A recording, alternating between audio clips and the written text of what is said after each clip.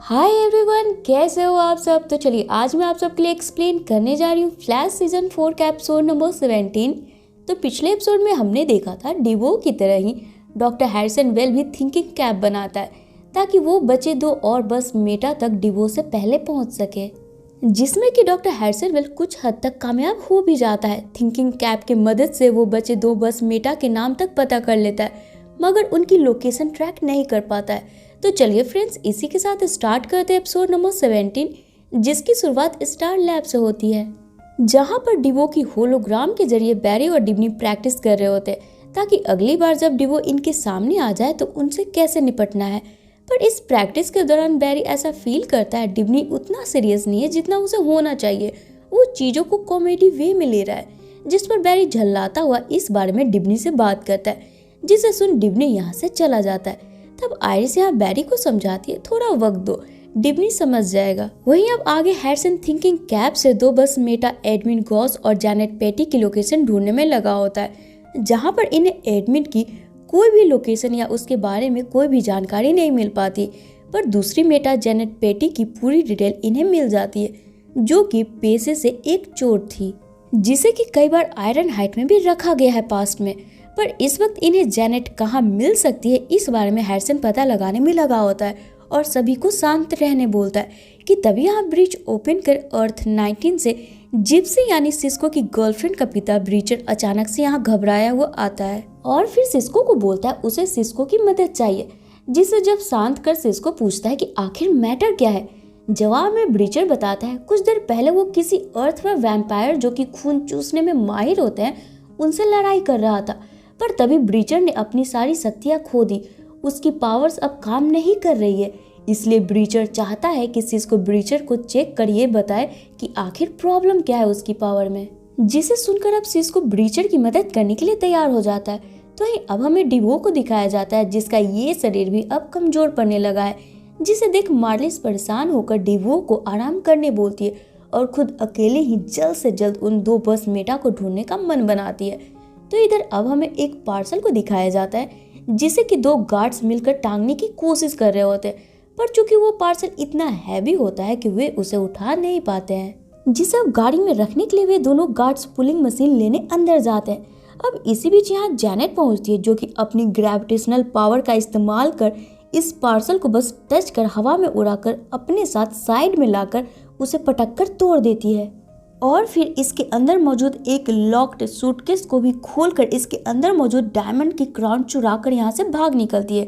अब इस बात की खबर मिलते हैं जो इस जगह पर छानबीन के लिए पहुंचता है, जिसकी मदद के लिए साइड से बैरी और डिब्नी भी आते हैं और यहाँ मौजूद सूटकेस पर पड़े फिंगरप्रिंट से इन्हें ये मालूम पड़ता है कि इस पर डार्क मैटर का अंश है। इट मीन्स कि ये जैनेट का काम हो सकता है, क्योंकि वो भी पेशे से चोर ही थी। जिसके बाद ये तीनों स्टार लैब पहुंचते हैं। तो इधर अब ब्रीचर सिस्को से बोलता है अगर तुमने मेरी मदद करी ना तो मैं हर वीकेंड पर जिप्सी को यहाँ भेज दिया करूंगा, जिसे सुन सिस्को खुश हो जाता है। आगे अब ब्रीचर इतना बोल दूसरे हॉल में चला जाता है। तब कैथलीन यहाँ ब्रीचर के फुल बॉडी चेकअप करने के बाद आए रिपोर्ट को देखकर बताती है चूंकि ब्रीचर अब बूढ़ा हो चुका है, उसकी पावर अब ऑटोमेटिक ही पूरी तरीके से खत्म हो चुकी है। तो इधर अब आयरिस देखती है जैनेट पिछले कई सालों से भेष बदल बदल कर चोरियां कर रही हैं और फिर उन महंगी चीजों को दूसरों से बेच देती है, जिसे सुन डिब्नी को अपने पुराना कलीग का याद आता है, जो कि इस चोर बाजार का सरदार है। और डिब्नी को यह पक्का यकीन होता है कि अगर जैनेट ने वो डायमंड क्राउन चुराई है तो वो पक्का डिब्नी के कलीग्स के पास जरूर गई होगी। जिस पर अब फौरन ही बैरी और डिब्नी जैनेट को ढूंढने जाते हैं, जहाँ डिब्नी जोय का रूप लेकर अपने कलीग से मिलता है, क्योंकि पिछले दिन डिब्नी ने तो इसे अपने ऑफिस से धक्का मारकर भगा दिया था, इसलिए डिब्नी अपना रूप बदल कर यहाँ जाता है। आगे अब पहले तो ये शख्स जैनेट के बारे में कुछ भी बताने से इनकार कर देता है, जिस पर अब गुस्साया डिब्नी इसकी कॉलर पकड़कर टेबल के पास लाता है, जहाँ झटके से टेबल पर पेपरों के बीच छिपा हुआ डायमंड बाहर आ जाता है, जो कि इस शख्स ने जैनेट से खरीदी थी और जैनेट वहीं ऊपर दीवार पर टंग कर छिपी होती है। अब यहाँ खुद की सच्चाई सबके सामने आते देख जैनेट यहाँ बैरी को टच कर उसकी ग्रेविटेशनल फोर्स चुरा लेती है, जिससे कि अब बैरी भी हवा में टंग जाता है, जिसके पैरों में रस्सी बांधकर अब डिब्नी स्टार लैब लेकर आता है। अब यहाँ बैरी को हवा में टंगा देख सभी को ये समझ में नहीं आता है कि आखिर वे करे तो करे क्या। तब यहाँ हैरिसन थिंकिंग कैप लगाकर वापस से बैरी को नॉर्मल कर नीचे लाता है। अब ये देख डिब्नी को काफी हंसी आ रही होती है। तब बैरी यहाँ डिब्नी पर गुस्सा कर बोलता है अब से बैरी डिब्नी के साथ काम नहीं करेगा। तो इधर अब घूमता हुआ ब्रीचर वापस से सिस्को के पास आकर अपने पावर के बारे में पूछता है, जहाँ सिस्को ब्रीचर को उसकी पावर हमेशा के लिए खत्म होने वाली बात नहीं बताता है, बल्कि यूं ही घबराहट में कैथलीन की कैल्शियम वाली पिल्स ब्रीचर को दे देता है, ये बोलकर कि इसे डेली खाने पर ब्रीचर की पावर वापस लौट आएगी। पर जब तक ये पिल्स खत्म नहीं होती ब्रीचर को यहीं सिस्को के साथ रुकना होगा, जिस पर ब्रीचर भी तैयार हो जाता है। आगे अब बैरी और आइरिस जेनेट को कहाँ ढूंढे इस बारे में डिस्कस कर रहे होते हैं कि तभी यहाँ इनका सैटेलाइट जेनेट की लोकेशन भेजता है, जहाँ जाने से पहले doctor Harrison well thinking cap के जरिए आए तरीके से जेनेट को कैसे पकड़ना है इस बारे में समझा कर भेजता है, जिसे समझकर अब बैरी फौरन ही जेनेट के पास पहुंच पीछे से जेनेट के हाथों में पावर डैम्परिंग कप्स लगा देता है। पर चूंकि यहाँ जेनेट भी कम स्मार्ट नहीं थी, वो बैरी के आते ही पावर डैम्परिंग से लॉक होने से पहले ही पीछे सड़क से गुजर रहे एक शख्स को उसके कार के सहित ही उड़ा देती है, जिसे देख बैरी इस वक्त जेनेट को छोड़ यहाँ से भागता हुआ उस कार में फंसे शख्स को बचाने पहुंचता है। तब तक इधर जेनेट मौका पाकर अपने हेयर क्लिप से पावर डैम्परिंग कप्स को खोलकर यहाँ से भाग जाती है, जिस पर कि अब बैरी खाली हाथी स्टार लैब पहुंचता है। आगे अब अपना प्लान फेल होता देख हैरिसन झल्ला जाता है और फिर वापस अपने थिंकिंग कैप में छेड़छाड़ करना शुरू कर देता है, जिसके बाद वो कोर्टेक्स से दूसरे रूम की तरफ चला जाता है। तो इधर जब सिस्को ब्रीचर को ढूंढता हुआ स्पीड लैब में पहुंचता है तो वो देखता है ब्रीचर ने कैथलीन वाली पिल्स पूरी की पूरी एक ही बार में खत्म कर यहाँ से जा चुका है। तब सिस्को परेशान से यहाँ ब्रीचर को वाइप करता है तो वो देखता है ब्रीचर वैम्पायर के सरदार के पास जाकर उनसे अकेले ही भिड़ा हुआ है। पर चूंकि यहाँ ब्रीचर की पावर तो हमेशा के लिए खत्म हो चुकी थी, ब्रीचर चाह कर भी वैम्पायर पर अटैक नहीं कर पा रहा होता है, जिसे देख अब फौरन ही सिस्को भी ब्रीचर के पास पहुंच उसे अपने साथ लेकर वापस आ जाता है और फिर पूरी सच्चाई बता देता है, जिसे सुन निराश ब्रीचर अब वापस से अपने अर्थ 19 पर लौट जाता है। तब यहाँ कैथलीन आकर सिस्को को बोलती है तुमने बिल्कुल ठीक किया ब्रीचर को सच्चाई बताकर। तो ये दूसरी तरफ अब हम मार्लिज को देखते हैं, जो कि डिवो के चेयर के सिस्टम पर कुछ काम कर रही होती है कि तभी मार्लिज की कॉपी जो कि डिवो ने खास कर उसके लिए बनाई थी वो गलती से नीचे फर्श पर गिर जाती है, जिसे जब मार्लिज साफ कर रही होती है तो उसके फिंगर पर एक चमकदार सा लिक्विड चिपक जाता है, जिसे जब मार्लिज अपने सिस्टम से स्कैन करती है तो उसे पता चलता है ये वीपर के आंसू है जो कि मार्लिज के कॉफी में मिक्स थी। अब अपने कॉफी में वीपर के आंसू देख मार्लिज अपना हेल्थ चेकअप करती है तो उसे पता चलता है मार्लिज के शरीर में ड्रग्स के अंश है।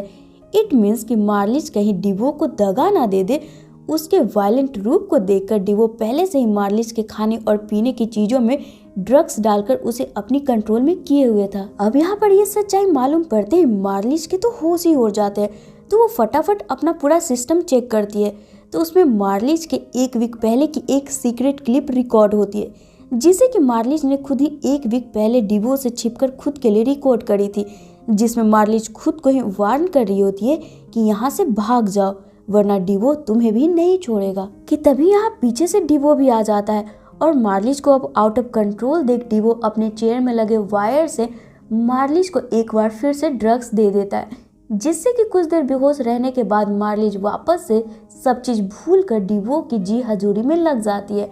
जहां डिवो मार्लिज को जल्द से जल्द आखिरी 2 बस मेटा को ढूंढने बोलता है, क्योंकि बोमेन का शरीर भी अब तेजी से गलना शुरू हो चुका था। अगर एक वीक के अंदर डिवो ने अपना शरीर नहीं बदला तो वो मारा जा सकता है। तो इधर अब स्टार लैब में बैरी से डांट खाकर डिब्नी पाइपलाइन वाली सेल में उदास लेटा होता है,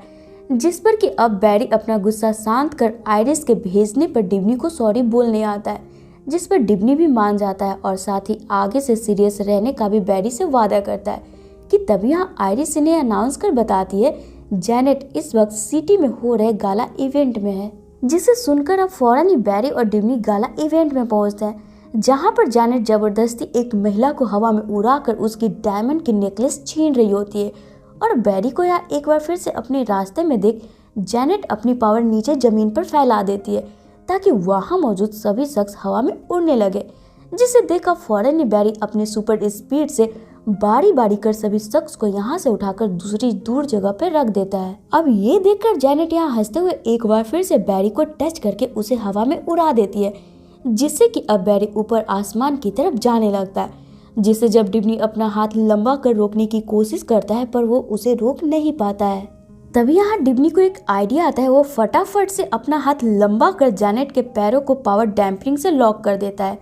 अब जैसे ही यहाँ जैनेट की पावर ब्लॉक होती है, बैरी तेजी से ऊपर जाने के बजाय नीचे गिरने लगता है। तब डिज्नी यहाँ अपने शरीर को फैलाकर गुब्बारे की तरफ बना लेता है, जिस पर कि बैरी तेजी से गिरता है पर उसे कुछ भी नहीं होता है, जिसके बाद जैनेट को गिरफ्तार कर लिया जाता है और फिर बैरी और डिज्नी वापस से स्टार लैब पहुंचते हैं। तो वहीं अब एपिसोड के आखिर में हम डॉक्टर हैरिसन वेल को देखते हैं, जो कि सबसे छिपकर एबॉथ थॉर्न के सीक्रेट टाइम वोल्ट वाले रूम में जाकर पहले तो अपना थिंकिंग कैप चार्ज करता है